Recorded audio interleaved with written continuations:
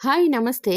ZPHS G Reddivaripalli పాఠశాలలో విద్యార్థులతో కలిసి నేను ప్లాస్టిక్ డబ్బాలను పూల కుండీలుగా మార్చేశాను. అది ఏ విధంగా చేశానో ఈరోజు మీతో షేర్ చేసుకుంటాను.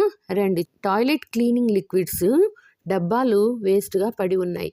వాటిని పిల్లలతో సేకరింపు చేసి క్లీన్ చేయించి ఆయమ్మ సహాయంతో ఆ డబ్బాలను చాకుతో మెల్లిగా పైభాగం మాత్రమే కట్ చేయించి తీసివేయడం జరిగింది.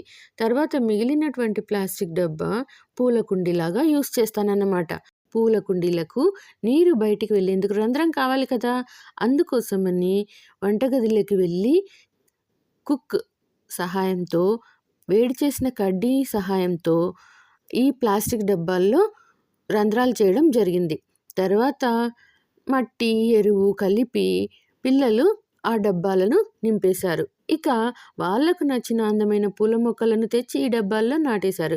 ఇంకేముంది, అందమైన పూల మొక్కలు రెడీ. మరి ఇది కేవలము యాక్టివిటీ మాత్రమే కాదు, సైన్స్, పర్యావరణానికి సంబంధించినటువంటి ఒక ప్రాజెక్ట్ కూడా. పిల్లలకు తెలియకుండానే వాళ్ళు చెత్తను ఏ విధంగా ఉపయోగకరంగా వాడవచ్చు అనేది ఈ సందర్భంగా నేర్చుకోవడం జరిగింది. అలాగే మొక్కలు వారివే కాబట్టి వాటిని పెంచే బాధ్యత కూడా వాళ్ళకే అప్పగించడం జరిగింది.